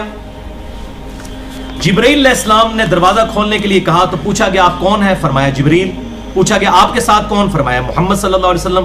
پوچھا گیا کیا ان کی طرف پیغام بھیجا گیا تھا؟ فرمایا گیا ہاں. اب دیکھ لیجئے, کوئی بارات نہیں, کوئی باراتی نہیں, پتہ نہیں کہاں سے سٹوری بنا لی قصیدہ معراجیہ میں امام صاحب ریلوی صاحب نے. پھر انہوں نے کہا خوش آمدید, کتنے ہی اچھے ہیں آنے والے. جب میں وہاں 7ویں آسمان پر پہنچا تو وہاں ابراہیم علیہ السلام تشریف فرما تھے. جبرائیل علیہ السلام نے کہا اے محمد صلی اللہ علیہ وسلم یہ آپ کے باپ ابراہیم علیہ السلام ہیں, انہیں سلام کیجئے. چنانچہ میں نے انہیں سلام کیا تو انہوں نے میرے سلام کا جواب دیا. پھر فرمایا صالح بیٹے, صالح نبی خوش آمدید. ایک آدم علیہ السلام نے حضور کو بیٹا کہا اور ایک ابراہیم علیہ السلام نے, باقی سب نے کہا بھائی. اس حوالے سے ایک حدیث بھی ہے صحیح سند کے ساتھ, مجموع الزوائد میں انٹرنیشنل نمبرنگ کے مطابق 16898, مسند احمد میں بھی موجود ہے, جلد 5 صفحہ 418 پر 23598 نمبر, کہ ابراہیم علیہ السلام نے حضور صلی اللہ علیہ وسلم کو ایک نصیحت کی کہ اپنی امت تک میرا پیغام پہنچائیے گا, آپ تک بھی وہ پہنچ جائے. اپنی امت سے کہیے گا کہ جنت کی سرزمین خوب زرخیز ہے, لہذا وہاں کاشتکاری کرو, اس کی مٹی بڑی عمدہ ہے, بڑا پھل دینے والی ہے, اور یہاں پر کاشتکاری کرو. اور وہ وظیفہ ہے لا حول ولا قوت الا باللہ. یہ جتنی بار پڑھو گے وہاں پر جنت میں درخت لگیں گے. ایک ویسے روایت سبحان اللہ الحمدللہ کے لیے بھی ہے, وہ ضعیف ہے, یہ صحیح سند کے ساتھ ہے لا حول ولا قوت الا باللہ. اس لیے میں نے اسماء اعظم پہ جو لیکچر دیا تھا مسئلہ نمبر 82, اس میں بھی میں نے یہ اسم اعظم بتایا تھا. اور بخاری اور مسلم کی متفق علیہ حدیث ہے کہ اللہ تعالیٰ نے جنت کے خزانوں میں سے مجھے خزانہ دیا ہے, لا حول ولا قوت الا باللہ. نہیں ہے طاقت گناہ سے بچنے کی اور نہ ہمت ہے نیکی کرنے کی مگر اس کی توفیق سے. یہ تو ٹوٹل آپ سمجھے نا کہ اپنے آپ کو خدا کے سپرد کرنے والی بات ہے. اللہ کے سپرد کر دے, اللہ تعالیٰ جو ہے وہ حفاظت فرمانے والا ہے. لا حول ولا قوت الا باللہ. تو یہ ابراہیم علیہ السلام نے وہاں پر نصیحت کی. پھر مجھے سدرۃ المنتہا تک لے جایا گیا. اس کے میوے, یعنی وہ سدرۃ المنتہا ایک سمجھ لیں بیری کے ٹائپ کا ایک درخت ہے, ہجر کے مٹکوں کی مانند تھے, اس کے پتے ہاتھی کے کانوں کی طرح تھے. جبرائیل نے بتایا یہ سدرۃ المنتہا ہے. سدرۃ المنتہا یعنی یہ حد ہے, اس سے آگے کوئی چیز نہیں جا سکتی. وہاں 4 نہریں تھی, 2 باطنی اور 2 ظاہری تھی. میں نے کہا جبرائیل یہ 2 چیزیں کیا ہیں؟ تو انہوں نے بتایا یہ 2 باطنی نہریں ہیں اور 2 نہریں جنت میں بہتی ہیں, اور 2 ظاہری نہریں ہیں جو دنیا کے اندر نیل اور فرات کے نام سے. ظاہر ان کا کوئی روحانی ریلیشن شپ اللہ تعالیٰ کے ساتھ ہے, ظاہر اللہ کے خزانوں میں سے ہی یہ سارے معاملات چل رہے ہیں, اس کی ڈیٹیل میں ہم نہیں جا سکتے. پھر مجھے بیت المعمور کی طرف لے جایا گیا. میرے پاس شراب, دودھ اور شہد کا برتن لایا گیا. یہ آپ کا اب ٹیسٹ تھا. 3 برتن لائے گئے, دودھ کا, شراب کا اور شہد کا. تو آپ صلی اللہ علیہ وسلم نے دودھ والا برتن اٹھا لیا. تو جبرائیل نے کہا کہ اے اللہ کے محبوب آپ نے فطرت کو اختیار کیا ہے, اگر کوئی اور آپ پی لیتے تو آپ کی امت گمراہ ہو جاتی. یہ دوسری روایت بخاری مسلم میں آتا ہے. تو آپ صلی اللہ علیہ وسلم نے دودھ اس میں سے نوش فرمایا. پھر مجھ پر دن میں 50 نمازیں فرض کی گئیں, یہی سدرۃ المنتہا کے اوپر. میں واپس آیا, موسیٰ علیہ السلام کے پاس سے گزرا, یعنی 6 آسمان پہ آئے. تو انہوں نے پوچھا آپ صلی اللہ علیہ وسلم کو کیا حکم ملا؟ میں نے کہا کہ مجھ پر ہر روز 50 نمازیں پڑھنے کا حکم دیا گیا. انہوں نے فرمایا آپ صلی اللہ علیہ وسلم کی امت ہر روز 50 نمازیں پڑھنے کی طاقت نہیں رکھے گی. اللہ کی قسم میں آپ صلی اللہ علیہ وسلم سے پہلے لوگوں کا تجربہ کر چکا ہوں, اور بنی اسرائیل کا مجھے سخت تجربہ ہے. آپ اپنے رب کے حضور دوبارہ جائیں اور اپنی امت کے لیے تخفیف کی درخواست کریں. 50 نمازیں بہت زیادہ ہیں. میں دوبارہ گیا تو مجھ سے 10 کم کر دی گئی. پھر میں موسیٰ علیہ السلام کے پاس آیا, پھر انہوں نے وہی بات کی. پھر میں خدا کے پاس گیا, یعنی وہ جہاں پر سدرۃ المنتہا پر جہاں پر اللہ تعالیٰ اپنی شان کے لائق وہی فرما رہا تھا, 10 نمازوں کی تخفیف کر دی گئی. میں موسیٰ علیہ السلام کے پاس واپس آیا, پھر انہوں نے وہی بات کی. پھر میں اللہ کے حضور حاضر ہوا, پھر 10 نمازیں کم کر دی گئیں. پھر یہ بار بار 10 کرتے اینڈ پہ 10 رہ گئیں. پھر موسیٰ علیہ السلام کے پاس آیا تو انہوں نے کہا ایک بار اور جائیے, تو وہ نمازیں 5 کر دی گئیں. میں موسیٰ علیہ السلام کے پاس آیا تو انہوں نے پوچھا آپ کو کیا حکم دیا گیا؟ انہوں نے کہا 5 ہر روز پڑھنے کا حکم دیا گیا ہے۔ موسیٰ علیہ السلام نے کہا کہ آپ صلی اللہ علیہ وسلم کی امت ہر روز 5 نمازیں پڑھنے کی طاقت نہیں رکھے گی، کیونکہ میں آپ سے پہلے لوگوں کا تجربہ کر چکا ہوں۔ ایسے بڑا ایکسپرٹ اوپینین تھا، اور ایک پھیرا اور لگ جاتا ہے، ساری نمازیں ہی معاملہ والا جو ہے وہ ہو جاتا ہے ایسا۔ تو انہوں نے کہا کہ یہ 5 بھی نہیں پڑے گی، مجھے سخت تجربہ ہے بنی اسرائیل کا، آپ اپنے رب کے پاس پھر جائیں اور اپنی امت کے لیے تخفیف کی درخواست کریں۔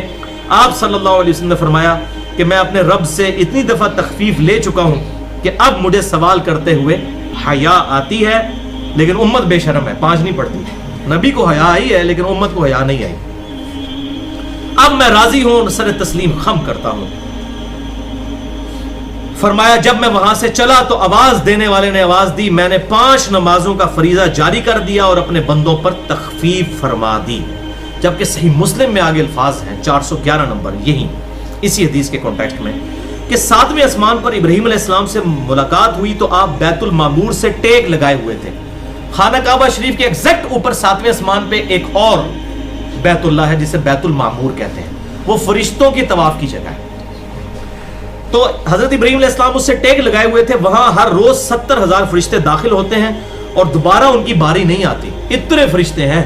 ایک بار جس کو طواف کا موقع ملے دوبارہ اس کی باری نہیں آئے گی قیامت تک بیت المعمور کا طواف کرنے کی۔ اللہ۔ پھر مجھے سدرۃ المنتہا تک لے جایا گیا، اس کے پتے ہاتھی کے کانوں کی طرح تھے، جبکہ اس کا پھل مٹکوں کی طرح تھا، بڑا بڑا، یعنی کہ بیر کی طرح۔ جب اس کو اللہ کے حکم سے جس چیز نے ڈھانپنا تھا ڈھانپ لیا تو اس کی حالت ہی بدل گئی، اس بیری کے درخت کی، یعنی اللہ تعالیٰ کی خاص تجلی اس پر آئی۔ اللہ کی مخلوق میں سے اس کے حسن کی کوئی تعریف نہیں کر سکتا جو اس وقت اللہ تعالیٰ کی تجلیات کی وجہ سے سدرۃ المنتہا کے اوپر اس بیری کے درخت کی کنڈیشن تھی۔ چنانچہ اس وقت اللہ تعالیٰ نے وحی فرمائی، یعنی سدرۃ المنتہا پر وحی فرمائی جو وحی کرنی تھی۔ یہ سدرۃ المنتہا ہی اینڈ ہے، اور دن رات مجھ پہ 50 نمازیں فرض کر دی گئی۔ تو یہ سدرۃ المنتہا پہ فرض ہوئی ہیں۔ آپ صلی اللہ علیہ وسلم بار بار سدرۃ المنتہا پر جاتے تھے اور واپس آتے تھے۔ منتہا کا مطلب ہی دی اینڈ ہے، انتہا اردو میں بھی ہم لفظ استعمال کرتے ہیں۔ پھر میں یہ حکم لے کر موسیٰ علیہ السلام کے پاس آیا، پھر اس حدیث 411 صحیح مسلم میں وہی الفاظ ہیں، پھر واپس گیا اینڈ پہ۔ میں اپنے رب اور موسیٰ کے درمیان آتا جاتا رہا، حتیٰ کہ اللہ نے فرمایا محمد ہر روز 5 نمازیں ہیں اور ہر نماز کے لیے 10 گنا اجر ہے۔ اس طرح یہ 50 نمازیں ہو گئی، کیونکہ وہ سورہ الانعام میں بھی آیا نا کہ ایک نیکی 10 کے برابر ہے۔ اور دوسرے الفاظ بخاری مسلم میں آتے ہیں کہ ہمارا حکم بھی نہیں بدلا، ہم نے 50 کی 50 ہی رہنے دی ہیں، 5 کر کے بھی اس کو 10 سے ملٹیپلائی کر دیا۔ حتیٰ کہ اللہ تعالیٰ نے فرمایا کہ محمد صلی اللہ علیہ وسلم ہر روز یہ 5 نمازیں ہیں اور ہر نماز کے لیے 10 گنا اجر ہے۔ اس طرح یہ 50 نمازیں ہوئیں۔ جو شخص کسی نیکی کا ارادہ کرے اور اس نیکی کو نہ کر سکے تو میں اس کے لیے ایک نیکی پھر بھی لکھ دوں گا، اور اگر وہ نیکی کو کر لے تو 10 نیکیاں لکھوں گا، اور جو شخص برائی کا ارادہ کرتا ہے لیکن وہ اسے نہیں کرتا تو میں اس کے لیے کچھ بھی نہیں لکھتا، اگر اس کا ارتکاب کرے گا تو صرف ایک ہی برائی لکھی جاتی ہے۔ آپ صلی اللہ علیہ وسلم فرماتے ہیں میں نیچے آیا حتیٰ کہ موسیٰ علیہ السلام کے پاس آ کر میں نے انہیں بتایا، لیکن انہوں نے پھر بھی یہی فرمایا کہ اپنے رب کے پاس جائیں اور اسے تخفیف کی درخواست کریں، یعنی 5 وکٹ آؤ۔ تو رسول اللہ صلی اللہ علیہ وسلم نے فرمایا میں نے کہا کہ میں اتنی بار اپنے رب کے پاس گیا کہ لہٰذا اب مجھے جانے سے حیا آتی ہے، کاش امت بھی حیا کرے اور نمازوں میں استقامت جو ہے وہ اختیار کرے، آمین۔ اچھا، بخاری اور مسلم کی ایک اور طرق میں جو حضرت ابو ذر غفاری رضی اللہ تعالیٰ عنہ سے ہے، بخاری میں 349، مسلم میں 415، اس میں الفاظ ہیں کہ جب آسمان دنیا پر دروازہ کھولا گیا، آسمان دنیا کا پہلا جہاں پہ آدم علیہ السلام سے ملاقات ہوئی، تو ایک شخص جس کے دائیں اور بائیں جانب کچھ لوگ تھے وہ میں نے دیکھا۔ جب وہ اپنے دائیں طرف دیکھتا تھا تو مسکرا دیتا تھا، اور جب بائیں طرف دیکھتا تھا تو رونا شروع کر دیتا تھا۔ اور اس شخص نے کہا خوش آمدید نبی صالح اور بیٹے صالح۔ میں نے جبریل سے پوچھا یہ کون ہے؟ تو انہوں نے بتایا کہ یہ آدم علیہ السلام ہے، ان کے دائیں اور بائیں جانب جو گروہ ہیں یہ ان کی اولادوں کی روحیں ہیں۔ جب وہ دائیں طرف یعنی جنتیوں کے گروہ کو دیکھتے ہیں تو خوش ہوتے ہیں، اور جب بائیں طرف دیکھتے ہیں جہنمیوں کو تو رونا شروع کر دیتے ہیں۔ اللہ اللہم اجرنا من النار، اللہم اجرنا من النار، اللہم اجرنا من النار، اللہم من احییتہ منا فاحیہ علی الاسلام ومن توفیتہ منا فتوفہ علی الایمان۔ پھر باقی انبیاء اکرام علیہ السلام سے ملاقات ہوئی، پھر مجھے اوپر لے جایا گیا حتیٰ کہ میں اس قدر بلند ہوا اور اس جگہ تک پہنچ گیا جہاں میں نے قلموں کے لکھنے کی آواز سنی، یعنی یہ جو لوح محفوظ پہ قلم اور فرشتے جو اللہ تعالیٰ کی، یہ ڈیٹیل قرآن حکیم میں بھی مختلف جگہوں پر آتی ہے، احادیث کے اندر بھی، کہ فرشتوں پر بھی احکامات جو ہے سدرۃ المنتہا کے اوپر نازل ہوتے ہیں، پھر وہ اللہ تعالیٰ کے حکم سے لکھتے ہیں ان چیزوں کو جو انہوں نے آ کے دنیا میں ایکٹیویٹیز پرفارم کرنی ہوتی ہیں. اور پھر اللہ تعالیٰ نے میری امت پر 50 نمازیں فرض کر دیں. اسی سدرۃ المنتہا پر مجھے سدرۃ المنتہا تک لے جایا گیا، کئی رنگوں نے اسے ڈھانپ رکھا تھا، میں نہیں جانتا وہ کیا ہے. پھر مجھے جنت میں لے جایا گیا، وہاں موتیوں کے گنبد اور اس کی مٹی کستوری کی سی خوشبو کی تھی، اور سورۃ النجم میں بھی اس کا ذکر موجود ہے. عند سدرۃ المنتہا عندها جنت المأوا، سدرۃ المنتہا کے ہی پیرلل جنت المأوا جنت ہے. یعنی یہ اینڈ ہے 7ویں آسمان کے اوپر سدرۃ المنتہا، بیری کا ایک درخت. ظاہر ہے یہ سمجھانے کے لیے. اور صحیح بخاری میں الفاظ ہیں 6581 اور 7517 نمبر حدیث میں کہ آپ صلی اللہ علیہ وسلم فرما رہے تھے میں جنت میں چل رہا تھا، ایک نہر دیکھی جس کے دونوں کناروں پر موتیوں کے گنبد تھے. جبریل سے میں نے پوچھا یہ کیا ہے؟ تو کہا گیا یہ حوض کوثر ہے جو اللہ تعالیٰ نے آپ صلی اللہ علیہ وسلم کو عطا فرمایا ہے. اس کی مٹی خوشبو مشک کی مانند تھی، مٹی کی خوشبو. الحمدللہ. اور جامعہ ترمذی میں 3147 نمبر حدیث ہے کہ آپ صلی اللہ علیہ وسلم فرماتے ہیں مجھے شب معراج اللہ نے جنت اور دوزخ اور آخرت کی ہر وہ چیز دکھا دی جس کا وعدہ کیا گیا. یعنی قرآن حکیم میں جو عذابات یا نعمتوں کا ذکر ہے نا، جو نہ کسی آنکھ نے دیکھی، نہ کسی کان نے سنی، نہ کسی دل پہ کھٹکا گزرا، وہ ساری چیزیں شب معراج مجھے دکھا دی گئیں. جامعہ ترمذی 3147 انٹرنیشنل نمبر کے مطابق. اور مشکات المصابیح میں ایک حدیث ہے، یہ حدیث تو بیان کیے بغیر واقعہ معراج مکمل نہیں ہے نا. یہ آپ نے مجھے بتانا ہے کس کے بارے میں یہ حدیث ہے. مشکات المصابیح میں انٹرنیشنل نمبر کے مطابق 5149. شرح السنہ اور شعب الایمان امام بہقی کی کتاب کے کانٹیکسٹ میں انہوں نے وہ حدیث لی ہے کہ آپ صلی اللہ علیہ وسلم نے فرمایا کہ میں نے دوزخ میں شب معراج کچھ لوگوں کے ہونٹ دیکھے کہ آگ کی کینچیوں سے کاٹے جا رہے ہیں. بولے اعوذ باللہ تعالی. مجھے بتایا گیا یہ آپ کی امت کے خطباء ہے، تقریریں کرنے والے. یعنی آپ دوسرے معنوں میں جو میں کہتا ہوں علماء کرائم، علماء سو. ایک ہے علماء کرام عزت والے علماء، ایک ہے علماء کرائم، کرائم انگلش والا مجرم علماء. ان کے ہونٹ کاٹے جا رہے ہیں. اور 7 الفاظ بڑے خطرناک ہیں، اور اس میں الفاظ ہیں جبرائیل علیہ السلام نے عرض کی کہ یہ لوگوں کو تو نیکی کا حکم دیتے تھے اور خود عمل نہ کرتے تھے، کتاب اللہ پڑھتے تھے مگر کتاب اللہ پر عمل نہ کرتے تھے. سب سے پہلے مولوی نے پکڑا جانا ہے. یہ دیکھ لیں یہ جو منظر ہے نا دوزخ کا منظر بھی جو آپ صلی اللہ علیہ وسلم کو دکھایا گیا تو وہاں بھی مولوی نظر آئے ہیں. علماء سو، علماء حقہ کی بات نہیں ہو رہی ہے، علماء حقہ کی بات نہیں ہو رہی ہے، بلکہ پنجابی والے علماء جو اسی کے قافیے پہ ان کی بات ہو رہی ہے. اچھا سنن نبی داؤد میں ایک حدیث ہے 4878 غیبت والے چیپٹر میں، کتاب الادب چیپٹر کے اندر، کہ معراج میں میرا گزر ایسے لوگوں پر ہوا جن کے تانبے کے ناخن تھے جن سے وہ اپنے چہروں اور سینوں کو نوچ رہے تھے اور چھیل رہے تھے. میں نے پوچھا یہ لوگ کون ہیں؟ تو بتایا گیا یہ دنیا میں گوشت کھاتے تھے لوگوں کے اور ان کی عزت کے درپے رہتے تھے. یعنی تہمت لگانے والے اور غیبت کرنے والے لوگ. عزت کے درپے یہ ہے کہ خام خواہ تہمت لگانا. یعنی لوگ اس کو بڑا چھوٹا گناہ سمجھتے ہیں، کسی کے اوپر کو فتویٰ لگا دینا اور سمجھتے ہیں خیر ہے. تو یہ بھی میرا خیال علماء کے بارے میں زیادہ تر ہوگا جن لوگوں نے جھوٹے الزامات جو ہے وہ اہل حق کے اوپر لگائے ہوئے ہیں. لہٰذا یہاں پر اب یہ دوزخ میں کیسے پہنچ گئے؟ علماء کو کیسے؟ ابھی علماء تو دنیا میں موجود ہیں، ابھی تو جنت دوزخ کا فیصلہ ہونا ہے. آپ صلی اللہ علیہ وسلم کو پہلی دوزخ میں وہ دکھا دیے گئے. تو یہ بیسیکلی اینیمیشنز تھیں جو آپ صلی اللہ علیہ وسلم کو دکھائی گئی، جسے ہم کہتے ہیں اردو میں ممثل کر کے ٹائم میں سفر کر کے پہلے ہی آنے والا وقت دکھا دینا. یہ معجزہ تھا. لہٰذا اس کانٹیکسٹ میں غامدی صاحب کا موقف ٹھیک ہے کہ آپ صلی اللہ علیہ وسلم کو بعض ایسے مناظر دکھائے جاتے تھے جو اینیمیشنز ہوتے تھے، کیونکہ ابھی اسٹیبلش نہیں ہوئے وہ. لیکن وہ الگ سے ایک ٹاپک ہے، اس پہ اگر آپ کو شوق ہو تو میں آپ کو بتا دیتا ہوں. یہ ساری حدیثیں بخاری اور مسلم کے کتاب التعبیر اور کتاب الرؤیا چیپٹر میں مل جائیں گی. آپ صلی اللہ علیہ وسلم کو خوابوں میں، اور ظاہر نبی کا خواب وحی الہی ہوتا ہے. قرآن حکیم میں حضرت ابراہیم علیہ السلام کو خواب ہی دکھایا گیا تھا نا، بیٹے کو ذبح کرنے والا. اور بخاری اور مسلم کی حدیث ہے کہ انبیاء کی خبروں میں سے 46واں حصہ ہے یہ خواب نبوت کے حصے میں سے. تو بخاری اور مسلم میں یہ کئی احادیث ہیں. بخاری میں کتاب التعبیر چیپٹر ہے، مسلم میں کتاب الرؤیا ہے، اور یہ ساری کمبائنڈ فارم میں آپ کو مشکات المصابیح میں انٹرنیشنل نمبر کے مطابق 4606 سے لے کر 4627 تک 22 احادیث مل جائیں گی جس میں آپ صلی اللہ علیہ وسلم کو جنت اور دوزخ کے مناظر خواب میں دکھائے گئے، وہ تمام اینیمیشنز اور وہ ساری چیزیں اللہ تعالیٰ نے ممثل کر کے فزیکلی دکھا دی تھی الحمدللہ۔ صحیح مسلم میں ایک اور حدیث ہے 431 نمبر، عبداللہ ابن مسعود رضی اللہ تعالیٰ عنہ کہتے ہیں کہ جب رسول اللہ صلی اللہ علیہ وآلہ وسلم کو معراج کروائی گئی تو انہیں سدرۃ المنتہا تک لے جایا گیا، وہ چھٹے آسمان پر ہے۔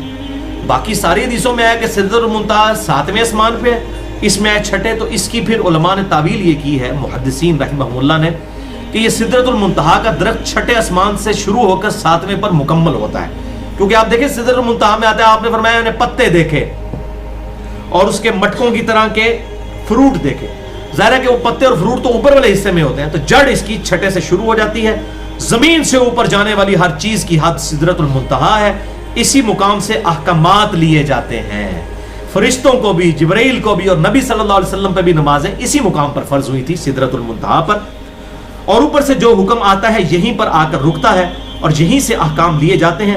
آپ صلی اللہ علیہ وسلم نے فرمایا جس چیز نے سدرہ کو ڈھانپنا تھا اس کو ڈھانپ رکھا تھا۔ ابن مسعود رضی اللہ تعالیٰ عنہ کا بیان ہے کہ اس سے مراد ہے، اور یہ آیت قرآن حکیم میں موجود ہے، وہ سونے کے پروانے اور پتنگے تھے جو کہ اس کے اوپر بیٹھے ہوئے تھے، یعنی سدرۃ المنتہا کے اس بیری کے درخت کے اوپر۔ رسول اللہ صلی اللہ علیہ وسلم کو سدرۃ المنتہا پر اللہ نے 3 چیزیں عطا فرمائیں، صحیح مسلم 431 نمبر، یہ اب آپ سن لیجیے۔ نمبر 1 5 نمازیں عطا فرمائیں، نمبر 2 سورۃ البقرہ کی آخری 2 آیات۔ میں اکثر آپ کو کہتا ہوں، ہمارے بلو کارڈ پہ بھی لکھی ہوئی ہیں، آمن الرسول بما انزل الیہ من ربہ والمؤمنون کل آمن باللہ وملائکتہ وکتبہ ورسلہ لا نفرق بین احد من رسلہ، یہ آخر تک، یہ 3 تحفے الحمدللہ۔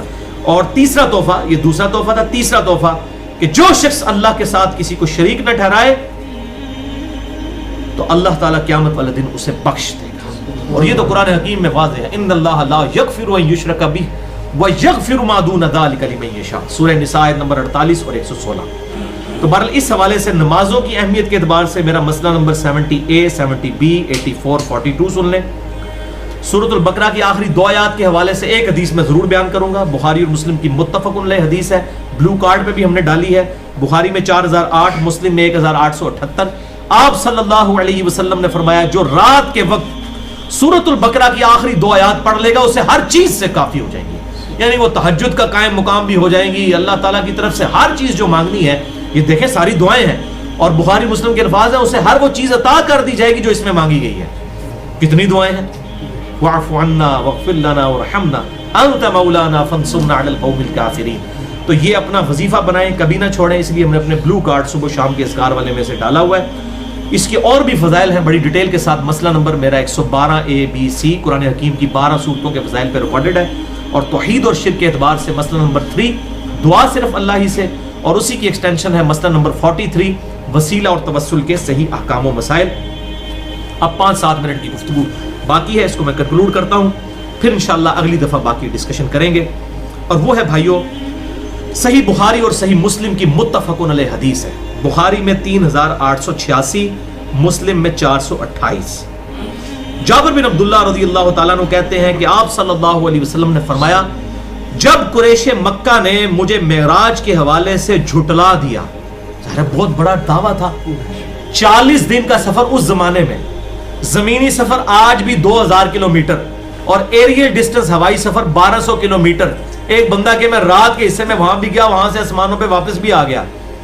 تو قریش مکہ نے مجھے جھٹلایا تو میں حتیم کعبہ میں کھڑا ہو گیا، وہ جو سائیڈ پہ چھوٹی سی دیوار ہے، اللہ تعالیٰ نے میرے لیے بیت المقدس روشن کر دیا۔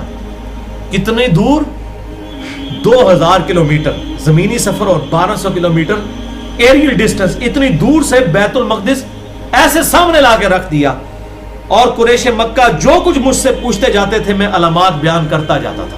الحمدللہ یہ کتنا بڑا معجزہ تھا۔ اس سے علم غیب والا بھی عقیدہ کلیئر ہوا، اس میں میں نے مسئلہ نمبر 6A کے اندر بھی یہ حدیث بتائی تھی کہ آپ صلی اللہ علیہ وسلم کو اللہ تعالیٰ غیبی خبریں عطا فرماتا تھا۔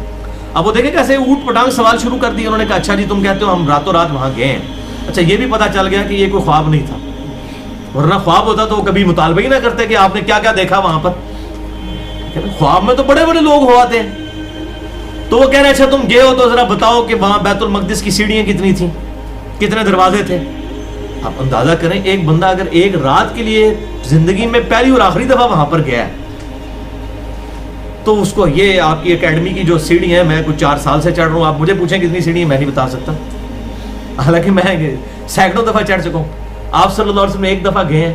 اب جب یہ سوال کرنے شروع کیے تو ظاہر ہے آپ صلی اللہ علیہ وسلم کیسے, اس نظر سے تو آپ نے وہ چیزیں یاد نہیں کی ہوئی تھی. تو بخاری اور مسلم کے الفاظ ہیں بیت المقدس میرے لیے روشن کر دیا گیا. وہ پوچھتے جاتے تھے, میں دیکھ کے بتاتا جاتا تھا, الحمدللہ. بلکہ صحیح مسلم میں الفاظ ہیں انٹرسٹنگ, 430 نمبر حدیث, کہ رسول اللہ صلی اللہ علیہ وسلم فرماتے ہیں میں نے اپنے آپ کو حتیم میں کھڑا کیا جب قریش مکہ نے مجھ سے میرے سفر معراج کے متعلق سوال کیے تو انہوں نے بیت المقدس کی کچھ چیزوں کے متعلق مجھ سے سوالات کرنے شروع کیے, لیکن مجھے وہ یاد نہیں تھی. اب خواب ہوتی تو وہ کبھی نہ کہتے, فزیکل ایکسپیرینس تھا تبھی وہ ڈیمانڈ کر رہے تھے, ورنہ کہتے خواب ہے جی چھڈو پر ہے. اتنی جو ہلچل مچ گئی اور اتنے لوگ جمع ہو گئے, ان کا جی اچھا جی تسی گئے ہو دسو تھے کہ تک جے. اب کئی لوگ ایسے بھی تھے جو بیت المقدس جایا کرتے تھے یروشلم میں تجارت کے لیے, کیونکہ مکے کے لوگوں کا تو کاروبار ہی تجارت تھا, ان کے وہاں تو کوئی چیز نہیں اگتی تھی, وہ اپنی چیزیں ہی وہاں لے کے جایا کرتے تھے, اون وغیرہ یہاں سے لے جاتے تھے, وہاں سے باقی چیزیں لے آتے تھے, جو بارٹر سسٹم ہے چیز کے بدلے چیز. تو ان کا اچھا جی اب وہ خصوصاً جو اس قسم کے فنیر قسم کے لوگ ہوں گے جو زیادہ سفر میں کرنے ہوتے اگے کیا ہوں گے, آج دسو کیا تک ہے تسی ہوتے. تو صحیح مسلم 430 نمبر حدیث کے الفاظ ہیں, آپ صلی اللہ علیہ وسلم فرمایا میں اس قدر غمگین ہوا کہ اس طرح کا غم مجھے اس سے پہلے کبھی نہیں ہوا تھا. غم کیوں ہو گیا کہ میں ایک سچا پیغمبر ہوں. اب یہ سوال اس طرح کے مجھ سے پوچھ رہے ہیں, اس نظر سے تو میرا وہ وزٹ ہی نہیں تھا. مجھ سے تو یہ پوچھو کہ میری انبیاء سے ملاقات ہوئی, جو میں نے ایکسپیرینس کیا. غمگین اس لیے ہوا کہ اب یہ سوال کر رہے ہیں میں جواب کیسے دوں, اور جواب نہیں دیتا تو یہ جھٹلائیں گے. میں اس طرح غمگین ہوا کہ اس سے پہلے کبھی بھی غمگین نہیں ہوا تھا. چنانچہ اسی وقت اللہ نے میری نظروں کے سامنے بیت المقدس کو بلند کر دیا, میں اسے دیکھ رہا تھا 2000 کلومیٹر دور, اور وہ مجھ سے جس چیز کا سوال کرتے تھے میں انہیں بتا دیتا تھا. الحمدللہ. تو یہ آپ صلی اللہ علیہ وسلم کی اللہ تعالیٰ نے حفاظت فرمائی اور ان کے پھر منہ بند کر دیے. واقعہ معراج کی تصدیق کے حوالے سے سیدنا ابو بکر الصدیق رضی اللہ تعالیٰ عنہ کے حوالے سے ایک روایت بڑی مشہور ہے کہ انہوں نے واقعہ معراج کی تصدیق کی تھی, اس لیے انہیں صدیق کہا جاتا ہے.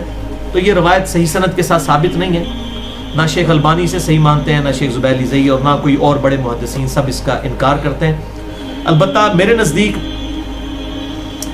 یہ عملی تواتر تک بات پہنچی ہوئی ہے, لہذا میں الحمدللہ اس کو صحیح مانتا ہوں. اور اس کی سپورٹنگ میں نے بڑی محنت کر کے 2 حدیثیں صحیح سند کے ساتھ تلاش کی ہیں جو سیدنا ابو بکر صدیق علیہ السلام رضی اللہ تعالیٰ عنہ رحمہ اللہ, ان کی اس جو لقب صدیق ہے اس کو جسٹیفائی کرنے والی 2 حدیثیں ہیں. اسی میں نے آج کا لیکچر ختم کرنا تھا, باقی گفتگو انشاءاللہ اگلی دفعہ ہوگی.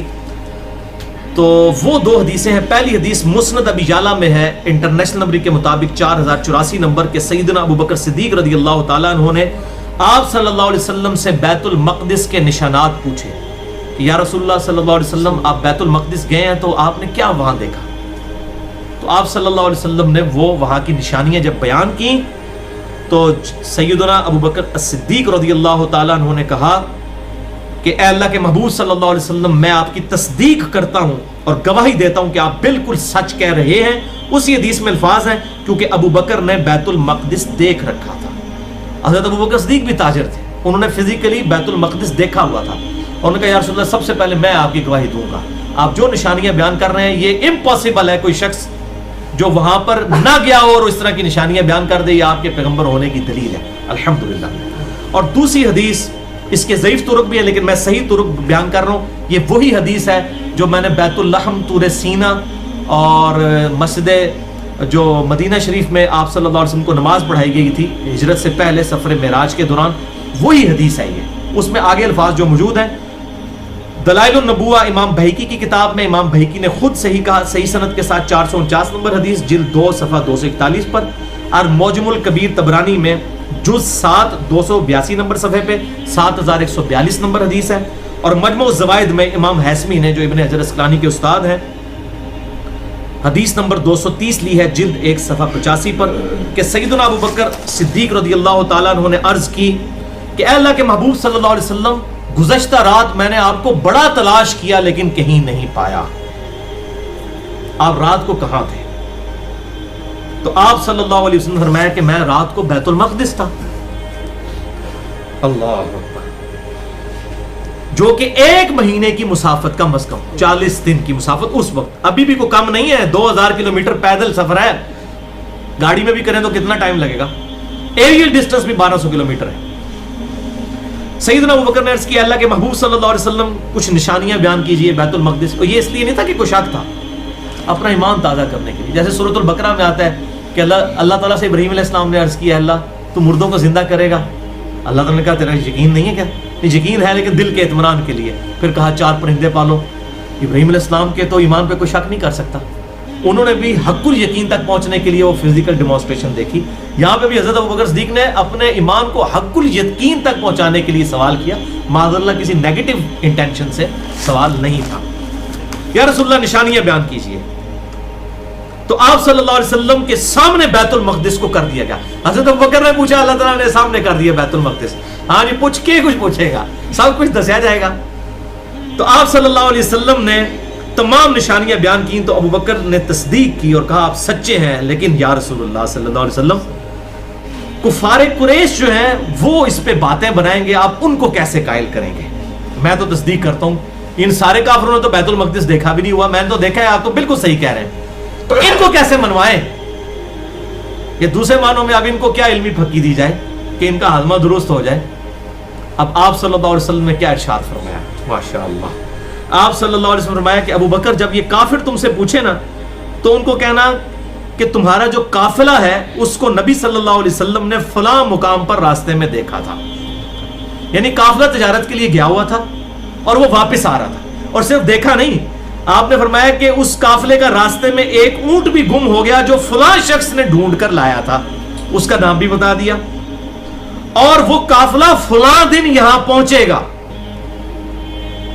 اب یہ ساری غیبی خبریں اللہ کے بتائے بغیر کوئی انسان نہیں بتا سکتا، اور یہاں پر بھی بات ختم نہیں، تمہارا وہ قافلہ فلاں دن یہاں پہنچے گا، اور جب وہ قافلہ یہاں پہنچے گا سب سے آگے وہ اونٹ ہوگا جس کی رنگ گندمی ہوگا اور اس کی پیٹھ پر 2 سیاہ بوریاں بھی لدی ہوئی ہوں گی، یہ لیڈ کر رہا ہوگا اونٹ جو اس قافلے میں آگے ہوگا، اور فلاں دن کو پہنچے گا۔ چلو بندہ یہ کہہ سکتا ہے راستے میں تھا، نہیں، بالکل ٹینیس ڈیٹیل تک۔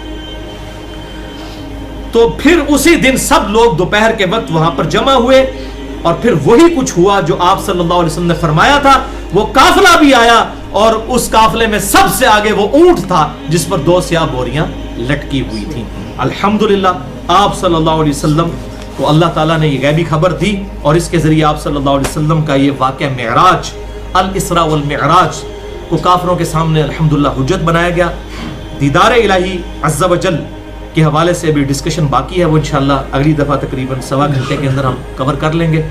وہ بڑی کریٹیکل گفتگو ہے، اس لیے میں نے اس کو اس سے الگ کیا، ورنہ اس میں 1-1.25 گھنٹہ اور لگ جاتا۔ اللہ تعالیٰ سے دعا ہے جو حق بات میں نے کہی اللہ تعالیٰ ہمارے دلوں میں راسخ فرمائے، اگر جذبات میں میرے منہ سے کوئی غلط بات نکل گئی تو اللہ تعالیٰ ہمارے دلوں سے محو کر دے، ہمیں کتاب و سنت کی تعلیمات پر عمل کر کے دوسرے بھائیوں تک پہنچانے کی توفیق عطا فرمائے۔ سبحانک اللہم و بحمدک، اشہد ان لا الہ الا انت، استغفرک و اتوب الیک، وما علینا الا البلاغ المبین۔